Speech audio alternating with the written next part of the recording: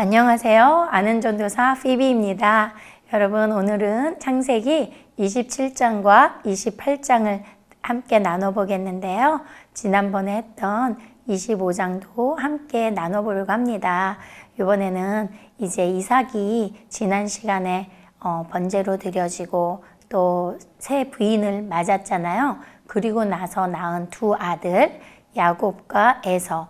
원래는 에서가 장자고 야곱이 차자지요. 그 두 아들이 쌍둥이로 태어나서 겪는 어떤 이야기들 속에서 하나님이 주시는 말씀 안에서 찾아볼 수 있는 하나님이 원하시는 우리들의 삶을 찾아보고자 해요. 특별히 오늘은 26장에서 먼저 이삭이 살던 지역에 흉년이 들어서 애굽으로 떠나려고 하는 장면이 나와요. 그런데 그때 하나님이 부르셔서 이삭에게 말씀하시는 장면이 나옵니다. 함께 읽어보겠어요. 창세기 26장 2절 제가 읽겠습니다. 여호와께서 이삭에게 나타나 이르시되 애굽으로 내려가지 말고 내가 내게 지시하는 땅에 거주하라. 그 말씀에서 하나님은 직접 어떤 지역, 여기 성경에서는 그랄 땅으로 나오는데요. 그 지역으로 가라고 직접 지역을 명시해 주세요. 근데 여기서 여러분, 우리가 지난번에도 몇 번 살펴봤던 장면인데요. 아브라함 때도 가뭄이 들어서 아브라함이 자기 살던 지역을 떠나서 정처 없이 가다가 간 곳이 애굽이었던 거 한번 기억나시죠? 비슷한 사건이 이삭에게도 일어나요.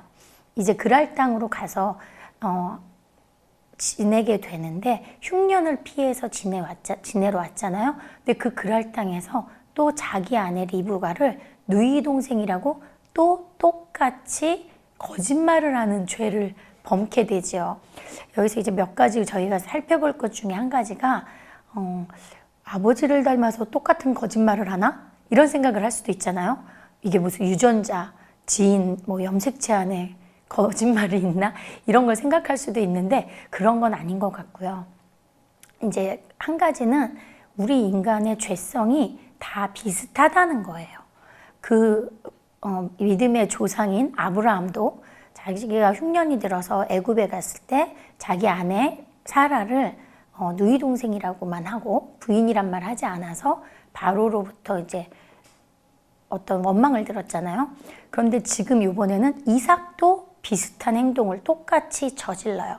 그렇다면 왜 그 아버지의 그 아들인가? 부전, 자전인가? 이렇게 말할 수도 있지만 저희가 보는 해석은 인간의 마음 안에 심리 가운데 그 본성이 다 비슷하다는 거죠.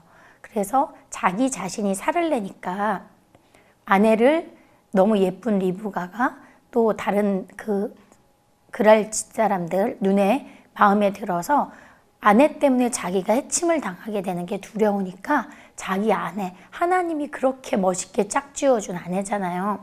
그 아내마저도 속이는 거죠. 아내를 동생이라고. 지난 시간에 했던 아주 아름다운 장면이 뭐예요?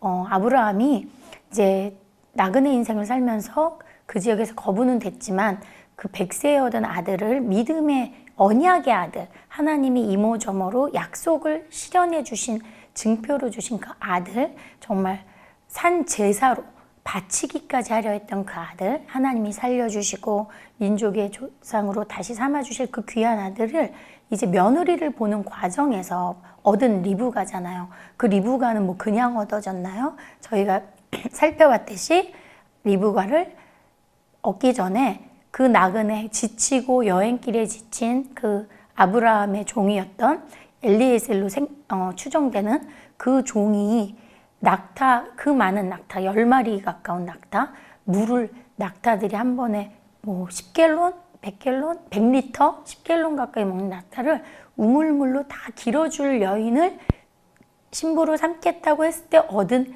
그 아내 리브가잖아요. 그 귀한 하나님의 약속의 조상의 엄마가 될 리브가마저도 속이면서 살으려고 했던 이삭은 어쩌면 우리 인간의 죄된 본성을 가지고 있었는지도 모르겠어요.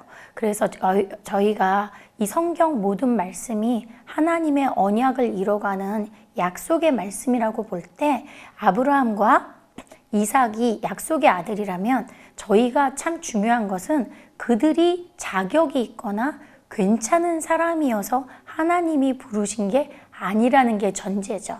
그게 참 재밌죠. 그럼에도 불구하고 그들이 언약의 자식이 된 이후에는 하나님 앞에서 정말 신실하게 살려고 많은 애를 써요.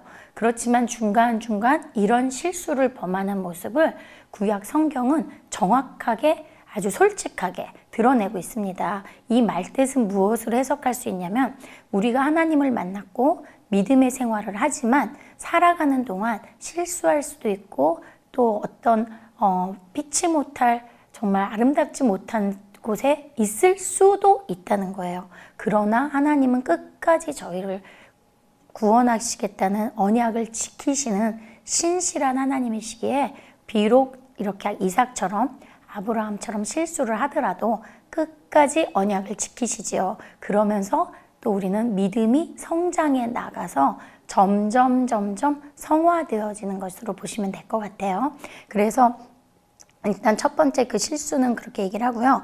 그 다음에는 또 어떤 재밌는 일이 있냐면 지난번에 또 25장에서 나왔던 말인데 제가 한번 읽어보겠습니다. 창세기 25장 23절. 여호와께서 그에게 이르시되 두 국민이 내 태중에 있구나. 두 민족이 내 복중에서부터 나누이리라. 이 족속이 저 족속보다 강하겠고 큰 자가 어린 자를 섬기리라 하셨더라.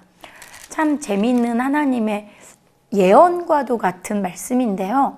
이 말씀을 이삭과 리브가가 같이 듣는 거예요. 뱃속에 쌍둥이가 있는데 정말 그 민족을 크게 이룰 텐데 두 국민이 다 민족을 이룬대요. 그런데 재밌는 것은 큰 자가 작은 자를 섬긴다는 거죠. 그래서 참 여기서도 또 비슷한 어떤 죄의 반복을 볼 수 있는데요. 그러면 여기서 또 하나 재미있는 사건은 이삭이 이제 눈이 멀어서 장자권을 에서에게 축복하고 싶은데 그것을 리브가와 야곱이 속여서 눈먼 아버지 이삭을 속여서 차자인 야곱에게 장자권의 축복을 하는 장면이 나오잖아요. 물론 지금 신약의 시대에는 그런 것이 큰 의미가 없지만 구약 시대에는 몇 가지 저희가 생각하는 현재의 축복과 다른 예수 그리스도가 오신 이후에 바뀐 축복의 의미와 다른 축복들이 있었어요.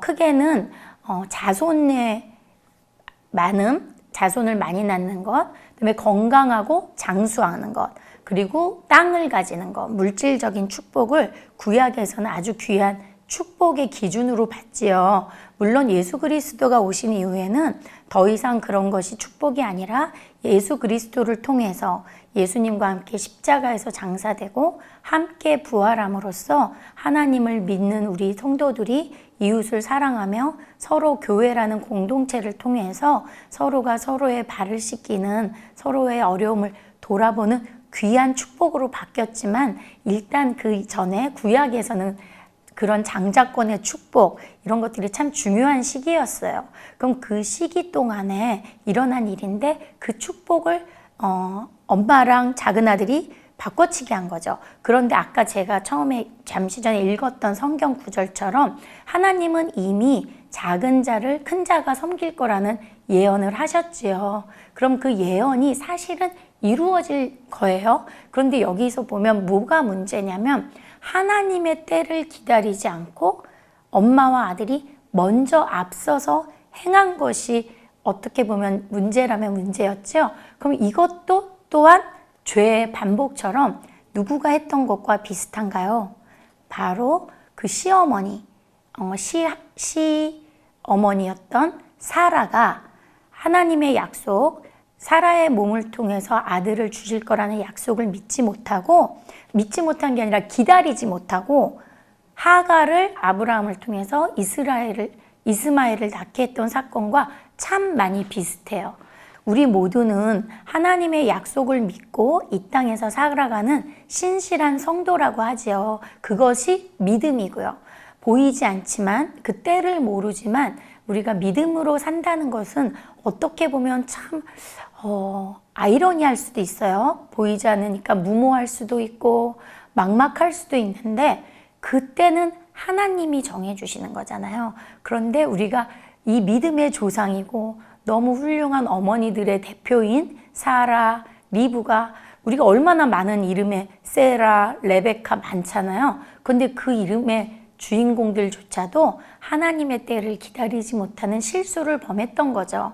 자, 남편들도 실수를 범하고 와이프들도 실수를 범하고 또 자녀들도 똑같은 실수를 반복해서 범했네요. 이게 구약의 창세기에 아주 적나라하게 그대로 반복되이 기록이 돼 있습니다. 저희는 이것을 보면서 무슨 하나님의 믿음을 가진 믿음의 조상들이 이렇게 실수가 많아 하는 것이 아니라 우리 모두는 연약한 죄된 본성이 있다는 거죠. 그리고 나그네로 살아가는 사람들의 엄청난 불안함과 정말 어디에 머물러야 할지 모르는 안타까움 속에서 정말 이런 일들이 일어날 수 있다는 거예요. 그럼에도 불구하고 하나님은 또 이삭을 통해서 야곱과 에서가 큰 민족을 이루시는 걸 신실하게 이루어 가십니다. 그래서 오늘날 저희 같은 이방인한테까지도 예수 그리스도의 아름다운 복음이 하나님의 원래 뜻이었죠. 제대로 전달돼서 저희가 또 서로가 서로를 사랑하며